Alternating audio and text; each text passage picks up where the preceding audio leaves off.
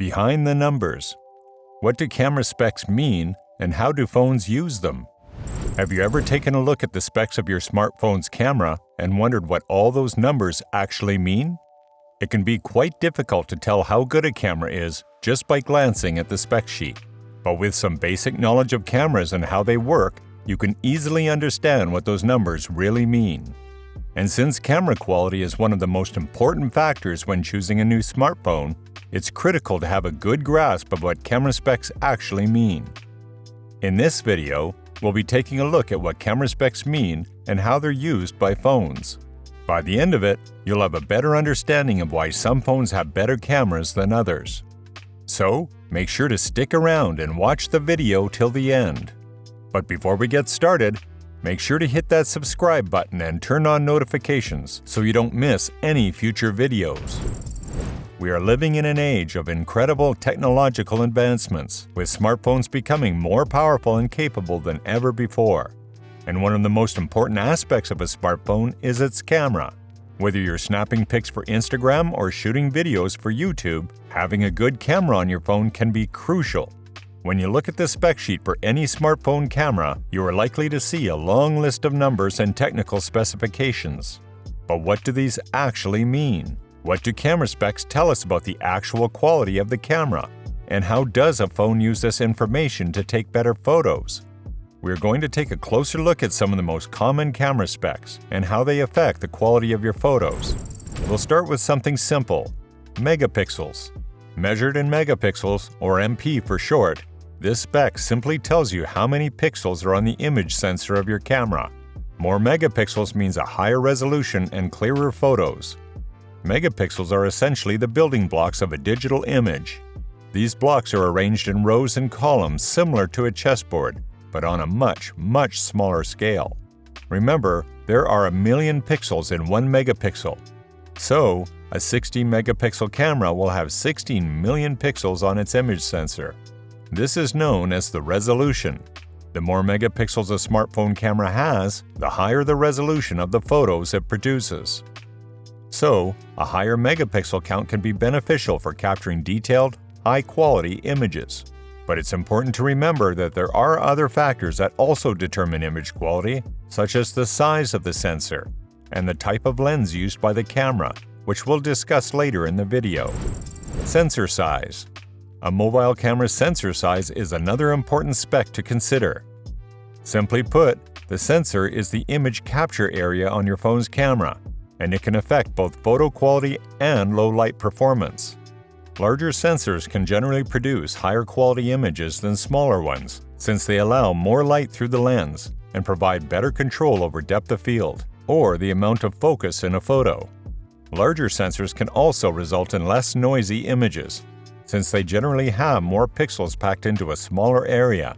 However, there may be some trade-offs in size and weight when choosing a phone with a larger sensor. So, you'll want to make sure that a phone's sensor size is adequate for its megapixel count and vice versa. It's also important to note that not all sensors are created equally. Some phones may have larger sensors than others with the same or lower resolution. Pixel size.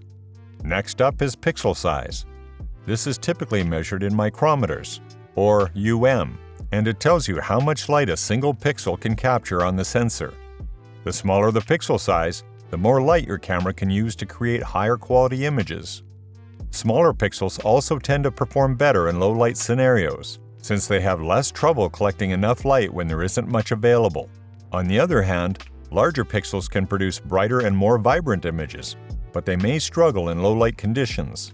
So, it's important to consider a phone's pixel size when looking at camera performance, especially if you are frequently taking photos in dimly lit conditions.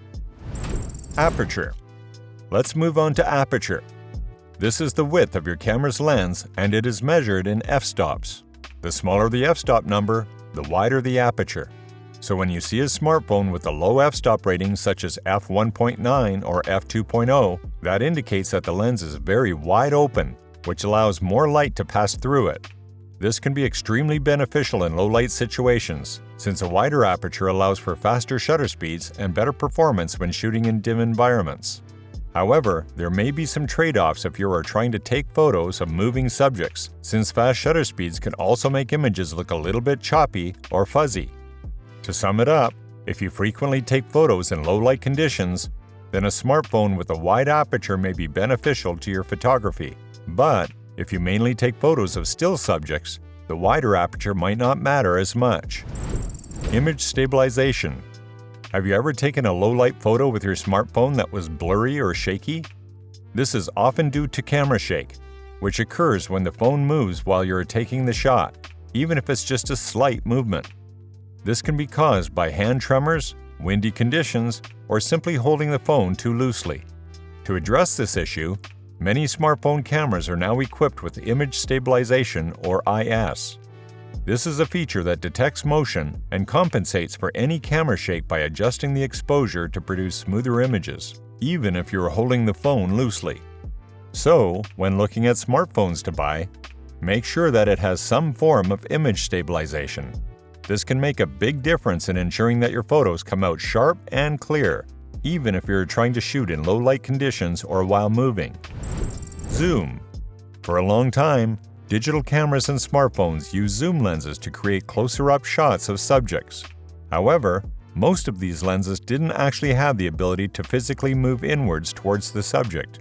They simply cropped a photo taken at a longer distance at its edges. In recent years, smartphone manufacturers have started using optical or true zoom lenses to achieve closer-ups of subjects in photos. This essentially uses a series of lenses to magnify the photo while keeping it focused and sharp. However, this technology still has room for improvement, since optical zoom is limited by how much physical space there is inside a phone's camera housing. So, if you frequently take photos of objects that are far away, then it might be worth considering a smartphone with true zoom capabilities. For example, the iPhone 13 and Samsung Galaxy S21 both feature dual-lens cameras with optical zoom, which can be extremely helpful for capturing photos of distant subjects. How do these features compare to DSLR? You might be wondering how these camera features compare to DSLRs, which are typically used by professionals and serious photographers. Well, in many ways, smartphone cameras are actually quite similar to DSLRs. They both use large sensors with lots of tiny pixels that capture a lot of light. They also both use wide aperture lenses to let more light into the camera. However, DSLRs typically have much larger sensors than smartphone cameras, which allow photographers to capture brighter, sharper images with less noise and better dynamic range. In addition, many DSLRs also have higher quality lenses that can produce even more stunning photos, especially when paired with a tripod or gimbal stabilizer. Overall, smartphone cameras are great for casual use and taking quick photos on the go. But if you want to produce high-quality images like those seen in professional photography, then a DSLR may be a better option. So there you have it. Some key considerations to keep in mind when choosing a smartphone camera.